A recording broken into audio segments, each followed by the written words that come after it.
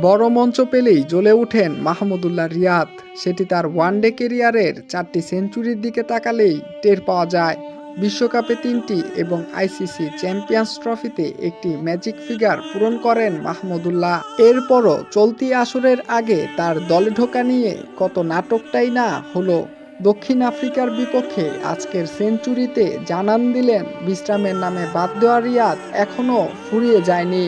চলতি বছর ইংল্যান্ডের বিপক্ষে ওয়ানডে সিরিজ শেষে জাতীয় দল থেকে বাদ পড়েছিলেন রিয়াদ।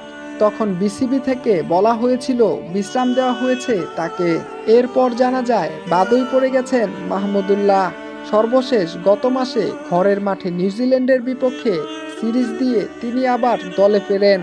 পরে বিশ্বকাপ দলে সুযোগ পেয়েই অভিজ্ঞ এই ব্যাটার প্রথম 2 ম্যাচেই সামর্থ্যের প্রমাণ দিলেন। সেই ধারাবাহিকতায় ব্যাটিং লাইন আপ ধসে পড়ার দিনেও তৃতীয় ম্যাচে ব্যাট করতে নেমেই রিয়াদের সেঞ্চুরি।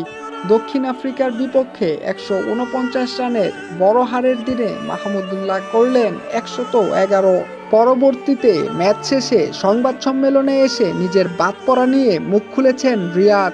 জানিয়েছেন অনেক কথা বলার আছে, তবে মাহমুদুল্লাহ বলতে চান উপযুক্ত সময়ে। আলহামদুলিল্লাহ, এটা ভালো সময় আমার মনে হয়। যদিও আমি অনেক কিছু নিয়ে কথা বলতে চাই, কিন্তু এটা বলার জন্য ঠিক সময় নয়। যেটা আমি বলতে পারি, দলের জন্য খেলতে চেয়েছি, দলের জন্য অবদান রাখতে পেরেছি। যদি দলের জয়ের জন্য কিছু করতে পারি তাহলে আরও ভালো লাগবে। বাদ পড়ার সময়ে শক্তি কোথায় পেলেন জানতে চাইলে মাহমুদুল্লাহ বলেন, আমি জানি না, হয়তো আল্লাহ আমাকে চালিয়ে যাওয়ার শক্তিটা দিয়েছেন। চেষ্টা করেছি ফিটনেস ঠিক রাখতে, কষ্ট করতে। এর বাইরে তো আর আমার কিছুই করার নেই।